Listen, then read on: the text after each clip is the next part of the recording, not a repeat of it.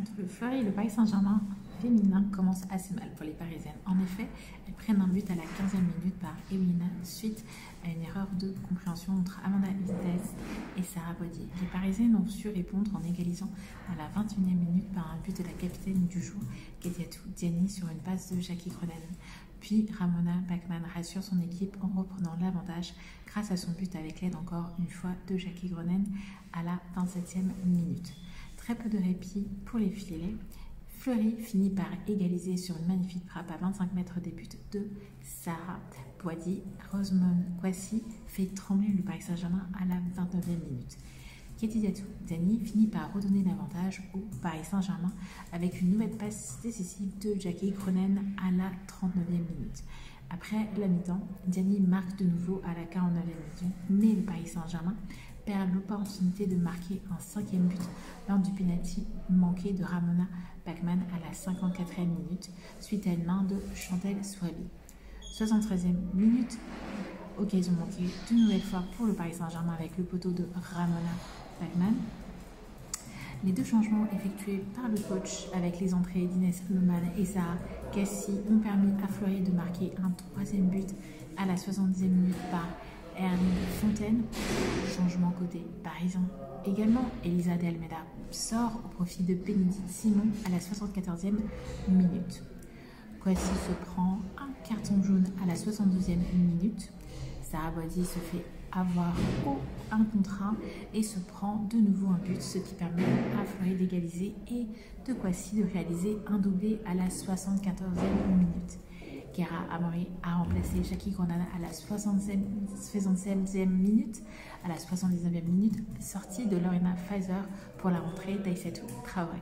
À la 90e minute, c'est au tour d'Oriane Jean-François de se prendre un carton jaune. Score final 4-4 entre Fleury et le Paris Saint-Germain. Pendant la conférence presse, le coach de Fleury, Fabrice Appel, est satisfait de la performance de son équipe. En effet, les filles ont su revenir au score après 2 buts d'écart contre le premier du championnat, ce qui n'arrive que très rarement. Valérie Gauvin n'est pas encore sur la feuille de match, mais il faut savoir qu'elle a de la concurrence sur le terrain. Il ne faut pas se fixer de date face à son retour, nous explique le coach. Après ces quelques années difficiles depuis 2019 et ses mésaventures et blessures à l'étranger. Le coach du Paris Saint-Germain, Gérard Prêcheur, ne souhaite pas pointer spécifiquement du doigt la défense ou la gardienne du Paris Saint-Germain, Sarah Boidier, mais est conscient des problèmes à ses postes et n'hésite pas à utiliser les analyses vidéo pour tenter de faire progresser son équipe et doit faire face à un départ proche d'Estelle Cascarino, la blessure de Paulina Dudek et également le départ de la gardienne Lydia Williams avec 2 gardiennes en soutien, Constance Picot qui revient de blessure et Barbara Votikova toujours blessée.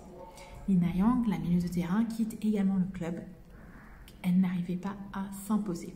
Le mercato n'est pas encore terminé. Est-ce que le club du Paris Saint-Germain va renforcer sa défense cet hiver? Naswan dans son foot, donc c'est un match un petit peu difficile pour le Paris Saint-Germain avec pas mal de buts et c'est aussi la première fois qu'il y a un match nul entre Fleury et le Paris Saint-Germain. Comment vous expliquez un petit peu le score final de ce match? Déjà, le point positif, c'est que c'était une belle promotion pour le foot féminin. On va essayer de voir ça. Il y avait du spectacle, il y avait 2 équipes qui font du jeu. Donc c'est bien, on était dans un bon contexte, puisque le Fleury-Mérogis nous a très bien reçus dans le beau stade et sur la belle pelouse de Robert Bobin. Donc ça, c'est des points positifs pour le foot féminin. Après, bien sûr, ce n'est pas une bonne opération pour nous. Surtout qu'on on a la maîtrise totale du match pendant 90 minutes. Et ce qui est frustrant, c'est c'est plus le formateur à la rigueur qui est frustré que l'entraîneur, parce qu'on est redondant dans les erreurs et dans les situations où on offre les buts à nos adversaires. Et je sais, moi, de mon expérience, et Dieu sait que j'en ai à 63 ans, que ce soit entraîneur ou formateur, quand on n'arrive pas à changer les mauvaises habitudes chez certaines joueuses au bout de 5 ou 6 mois, j'y arriverai plus. Donc on va encore leur remontrer les montages vidéo, mais je sais que les buts qu'on a offerts à à Fleury-Mérogis, ça n'enlève rien à leur belle performance. Hein. Mais je sais que moi, je suis obligé d'analyser ça. On les réitérera parce que c'est comme ça depuis le début. Donc c'est ça qui est frustrant quand on est formateur-entraîneur. On donne le plan de jeu et quand il n'est pas suivi, on donne des consignes à la mi-temps. Elles ne sont pas suivies. Ah oui, on le paye cash. Hein. Voilà. Je suis un petit peu obligée de parler des gardiennes parce qu'on a perdu Lydia Williams. Il y a aussi le fait que le retour justement de Barbara n'est pas encore acté. Constance qui revient d'une longue blessure. Donc on est face à Sarah Boidi qui est titulaire un petit peu indiscutable. Mais on remarque qu'en termes de chiffres, depuis son arrivée au Paris Saint-Germain, on a de plus en plus de mal à obtenir de clean sheet durant les matchs. Oui, mais vous savez, c'est pas mon habitude de formuler des critiques sur les joueuses à la presse, parce que je l'ai jamais fait, donc je vais pas commencer à 63 ans. Bien sûr, je suis conscient, je suis pas aveugle, hein, que ce soit les erreurs gardiennes de but ou autres. Hein, donc on va les analyser sereinement. Et puis on s'efforcera de prendre les décisions pour que ça ne se réitère pas. Voilà. Mais c'est difficile. Voilà. On a cette problématique de la gardienne de but. On a problématique de défenseur, puisque non seulement on n'a pas remplacé l'absence de Paulina Dudek qui est blessée, mais en plus de cela, on libère une joueuse qui est Estelle Cascarino et on n'a pas de retour de défenseur. Donc on se met en difficulté, quoi. Il y a des joueuses qui sont parties, il n'y en a qu'une qui est arrivée, elle vient juste. Donc on a des problèmes d'effectifs, si c'est ça que vous vouliez évoquer. Oui, je l'exprime depuis le début de la saison, mais alors là on redémarre le mois de janvier avec des problèmes encore plus importants qu'au mois de juillet, malgré le mercato d'hiver. Donc il faut que le club réagisse vite, très très vite. Au match aller, ça nous est arrivé la même chose. On a marqué en premier. On n'a pas réussi à garder le score à la mi-temps. Ils sont revenus juste avant la mi-temps, ça a fait un partout. Et puis à la fin, on a continué, on a travaillé. Et à la fin, elle marque 2-1 à la 94e. Donc, ce scénario, ce sentiment d'accompli, de craquer, on le connaît. Maintenant, ce qu'on ne connaît pas, c'est est-ce qu'on est capable de retourner des situations, même face à cette équipe-là. Je ne sais pas si cette équipe, en menant 2 buts d'écart ou 4, s'est déjà fait rattraper. Donc,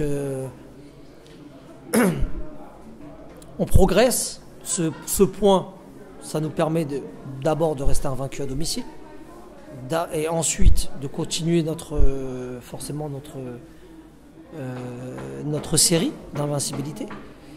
Et puis surtout, ça nous prouve que quand on y croit et quand on est déterminé, même si ça a été difficile, on est capable de renverser des situations.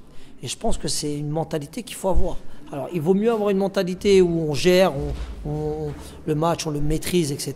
Il y a 1-0, 2-0, 30. Mais parfois, quand vous vous retrouvez dans des scénarios comme ça, inverse, il faut savoir renverser la situation. Il y a eu aussi des fautes de la part de la défense du Paris Saint-Germain et de la gardienne. Ouais, je pense aussi de nous. Oui, aussi un petit peu des deux côtés, ce qui a permis d'avoir un match à haute intensité, donc pas mal de spectacles, justement pour les deux équipes.